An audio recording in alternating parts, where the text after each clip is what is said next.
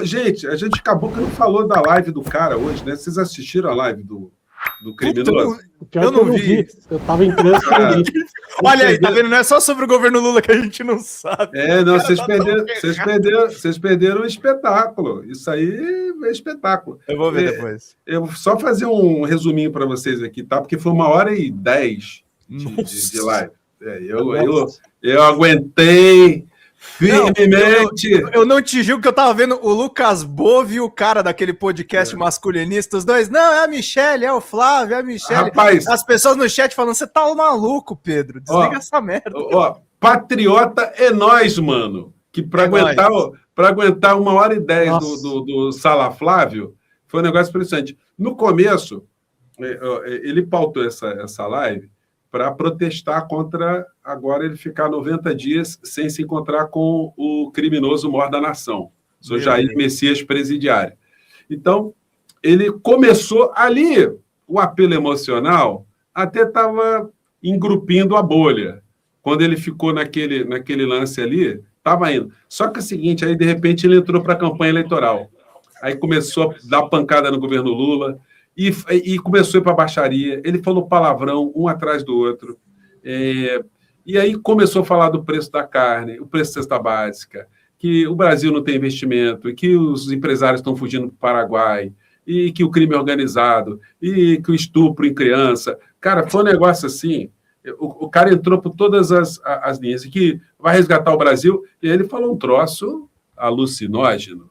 Ele disse que ele subirá a rampa no dia 1º de janeiro de 2027 e o Bolsonaro é que colocará a faixa nele, né? Não. Ele falou isso 2 ou 3 vezes. Podem esperar que o Bolsonaro vai colocar a faixa em mim como presidente e tal. Isso é que ele cometeu um ato falho lá nessa live dele, que ele dizendo assim, eu acredito muito no Brasil, porque eu tenho recursos para educar minhas filhas fora do Brasil. Eu poderia criar minhas filhas fora do Brasil. Eu tenho recursos para isso. Mas eu quero ficar no Brasil. Quando ele fala isso, ele simplesmente já está dizendo para nós que ele já organizou a fuga. A fuga dele já está toda armada, já viu escola para as filhas. Ele já monitorou tudo isso. Eu fui o primeiro a cravar que o vagabundo, com V maiúsculo, vai tentar fugir do Brasil. Ele vai perder as eleições, claro, vou torcer para ele perder logo no primeiro turno.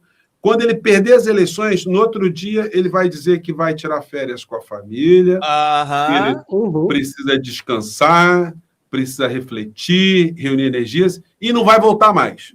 Porque aí as capivaras cabeludas vão começar a sair e vão começar... Cadê o Flávio? Cadê o Sala Flávio? Queremos o Sala Flávio. A turma dele toda vai ficar encalacrada aqui no Rio de Janeiro. O Cláudio Castro vai em cana. Esses caras que estão em cana vão permanecer em cana. E o governador que está lá agora, que está aqui no Rio de Janeiro, que é o desembargador, a cada enxadada que ele dá, sai um lote de minhoca. Então, está muito ruim para essa criatura. Está muito ruim para eles. Então, essa live dele, eu acho que engrupiu uma parte dos fundamentalistas, mas eu acho que da metade para lá foi só pedra na cruz. Ele se descambou. Eu quero ver as análises amanhã que a gente vai ver da grande mídia e tal. Eu vi na Globo News, não deram muito espaço, porque eu acho que eles não acompanharam tudo. Acho que eles vão assistir e vai dar pauta. Mas foi um negócio deplorável. Assim, é o criminoso, um bandido, um desclassificado, querendo imitar o pai, nas baixarias, falando palavrão, falando coisas grotescas, trazendo imagens grotescas, né? De estupro de criança, de abuso de criança. O cara começou a falar, o cara foi por essa linha. Então, eu acho que ele acabou saindo mal e mostrou um desespero muito grande, né? Então, esse aí é o briefing que eu tinha, a ideia que me passou. No começo eu fiquei mais preocupado, mas depois eu fui vendo ele se desequilibrar completamente, aí eu acho que ele se ferrou nessa história aí. E eu acho o seguinte, já fazendo uma previsão, eu acho que o Alexandre de Moraes vai mandar o Bolsonaro para a Papuda. Ele não vai ter... Tem que, né, Zé? Tem que, pelo amor de Deus. É porque é o seguinte... Mas, Zé, desculpa te interromper, mas o Gonê vai passar pano de novo pro Você acha que vão ter que pressionar o Gonê? Não tem espaço. Eu quero saber o que está acontecendo com o Gonê, porque ele vai passar pano. Se o Gonê fizer isso, enfim, a gente tem que ficar com o pé atrás, né? Porque nós não sabemos até que ponto tem uma conexão do Gonê com Alexandre de Moraes, onde é que tem uma coisa assim que meio que, olha, não pega pesado, olha, nós estamos com essa linha, vamos deixar para depois. A gente nunca vai saber de nada desse relacionamento entre o Procurador-Geral da República e o ministro Alexandre de Moraes. Na condenação de Bolsonaro, ele foi implacável, ele foi da Orcrim toda, ele foi muito firme, mas tem tido posições muito vacilantes. Nessa história do Flávio Bolsonaro, o que o Procurador-Geral da República ele vai poder dizer? Porque o Alexandre de Moraes ele deu 48 horas para os advogados se explicarem. Sim. Os advogados vão dizer o quê para o ministro Alexandre de Moraes? O Bolsonaro escreveu uma carta, mas ele não sabia que a carta ia parar numa rede social. Como é que ele não sabia que a rádio, que a carta ia parar numa rede social? Se não ia parar numa rede social, por que ele torturou todo mundo com aquela letra, né? Exatamente. Assim, como é que ele não sabia se ele, na carta, ele se dirige ao povo brasileiro? Exatamente. Então é o seguinte, qual é a justificativa que a defesa vai dizer? Não, ele estava drogado. Depois que tiraram o ferro de soldar dele, ele nunca mais foi a mesma pessoa. O lazer dele era tentar usar ferro de solda. Aí ele ficou doido com isso. A dona Michele proibiu ele de chegar perto de ferro de soldar. Então, ele passou a tomar tranquilizante. Porque o ferro de soldar ele se autoflagelava, então ele esquecia da vida. O que eles vão dizer? Não tem como dizer alguma coisa. Agora, o que eles disserem não vai ser convincente. Eles vão ter que dizer que o Bolsonaro estava drogado. Eles vão mandar fazer exame grafotécnico, né? Olha, a letra dele está torta porque ele estava tomando tranquilizante, estava soluçando, sei lá, a crise. Mas não tem como eles dizerem outra coisa. Então, eles vão dar a resposta e aí o Alexandre de Moraes vai pegar aquilo e vai mandar para o PGR. E aí o PGR, das duas, uma. Ou ele vai pensar que o Brasil todo é composto por débeis mentais, pessoas com problemas psiquiátricos. Mas ele já pensa isso. Pois é. Ele já pensa isso. Se ele fizer isso, aí o ministro Alexandre de Moraes vai seguir, provavelmente, o que o Paulo Gonê determinar. Mas se o Paulo Gonê... Zé, olha só. Desculpe te interromper. Não. O cara tem uma arma no cárcere. Em primeiro lugar, que ninguém fez uma porra de uma varredura naquela merda daquela casa que é paga com dinheiro público. Mas o cara tem uma arma. E aí, ele, sabedor de que a arma não funciona, ele manda consertar. E aí, no depoimento para o ministro, ele disse que não tem como. Eu tenho uma arma porque eu tenho 3 mulheres em casa. Então, veja, ele mandou consertar. Aliás, nós sabemos que... nós queremos saber quem é a terceira mulher. Quem é a terceira mulher? Pois é. A filha da Michele, não é? Que a Michele... a Michele é a filha, mas quem é a terceira? E a terceira, né? É verdade. Sabe que eu não tinha pensado nisso?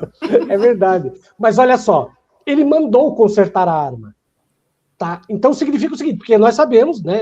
Nós que somos todos advogados aqui, com exceção do Pedro, nós sabemos que se uma arma é completamente imprestável, ela não é uma arma.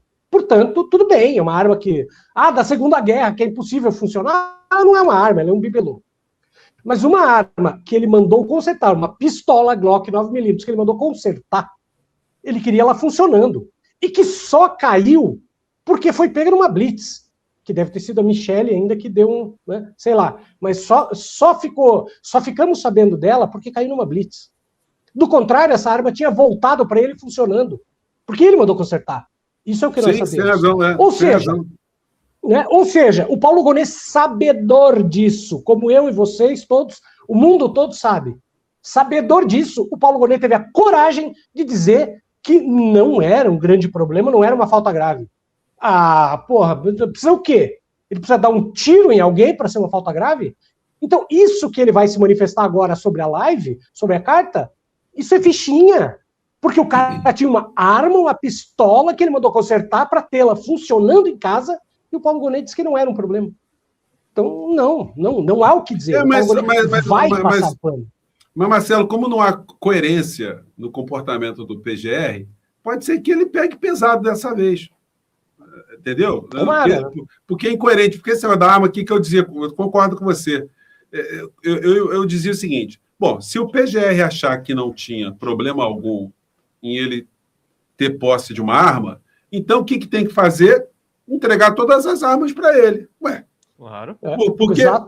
Por que era lícito, era legal, era racional antes e não será após? Então é o seguinte, olha, o senhor podia ficar com a arma, tá? Agora não pode mais. Ué, aí fica. Eu dizia isso.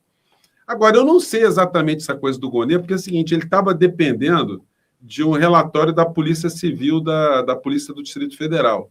Então, eu não sei como é que ficou exatamente essa história, se ele se decidiu de uma vez por todas, enfim, mas acabou que o ministro Alexandre de Moraes deu só aquele salam-aleque mesmo, deu uma segurada, porque, para além da questão jurídica, né, nós estamos lidando com marginais, né, que fazem uso político dessa história toda. Então, o ministro Alexandre de Moraes, quando ele vai decidir, ele hoje é obrigado a levar em consideração também o impacto político que tem algumas decisões. Eu acho até que ele não leva muito em consideração, não, porque, por exemplo, essa coisa que ele decidiu agora de botar o Flávio Bolsonaro 90 dias, se ele fosse levar em consideração o que eles queriam, o que a direita queria? Que o Alexandre de Moraes fizesse o que ele fez. Por quê? Para fazer o discurso da vítima, o discurso da perseguição. Eles fizeram um carnaval em cima disso já, desde que a decisão surgiu, vão ficar fazendo mais. Isso vai dar muito material para eles. E o Alexandre de Moraes sabia que eles queriam esse resultado, mas ele não tinha como fazer de outra forma. Então, agora, diante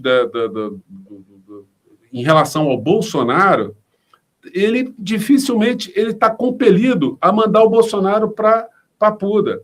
Agora, o problema maior é para a Michelle, né? Porque a Michelle vai ter que levar marmita para ele todo dia, 2 vezes ao dia, com um coraçãozinho na capa da marmita, com frases motivacionais, porque o Bolsonaro é um cara neurótico, então ele não come a comida que não... Ele acha que todo mundo pode ser o cozinheiro primo do Adélio, então ele fala, não, só coma a comidinha da Michelle. E aí Michelle faz comidinha... Que não é ela que faz, né? Que não é ela que faz, que é a cozinheira do PL paga por nós. Pois é, mas 2 vezes ao dia ela tem que ir lá na penitenciária, levar comidinha para... Então, para ela, estava mais confortável dentro de casa. Botava ali no micro-ondas, come aí, ô fulano, e vamos embora. Agora, vai ficar... a gente só vai saber disso nessa semana. Então, essa semana aí vai ser uma semana trepidante. E vamos ver a repercussão dessa live do Flávio Bolsonaro. E tem uma coisa, né? O Datafolha está em campo. Eles ficaram de publicar uma pesquisa na quarta-feira, né? Então, vamos ver que tipo de impacto vai ter essa história toda em intenção de votos. Eu confesso que continuo preocupado com esse teto que a campanha do Lula chegou, né? O que está parado um tempo. Eu acho que o Lula era para estar com uma vantagem muito grande em relação a esse criminoso aí, que eu acho inaceitável ele ter tanta gente que ainda diz que quer votar nele sem saber porque vota nele ou vai votar nele. Porque o cara não tem absolutamente nenhuma pauta, nenhuma coisa concreta, só o medo, só o pânico moral, o pânico sexual, o pânico criminal, o pânico político, o pânico vermelho. É só o medo. O medo não tem projeto, né, Zé? Tem nada. Fala, galera da Folha TV, não se esquece de se inscrever aqui no nosso canal para assistir programas como Folha Notícias Manhã, Folha Notícias Noite, o nosso Folha Entrevista e o nosso Barzinho das Meninas. Muitas coisas bacanas a gente acompanha por aqui e a gente precisa muito, muito do apoio de vocês para nosso trabalho jornalístico, investigativo, de curadoria de conteúdo, com vocês ajudando no nosso Pix, folhademocrata@gmail.com, ou mandando superchats, valeu demais, e os recursos financeiros, tornando-se membro do nosso canal, o nosso curso de jornalismo básico para você ficar muito bem informado a respeito de tudo. Queridos e queridas, muito obrigado pela presença de todos vocês. Vida longa e próspera. Cuidem-se, cuidem dos seus e não esquece de se inscrever aqui na Folha TV. Até mais!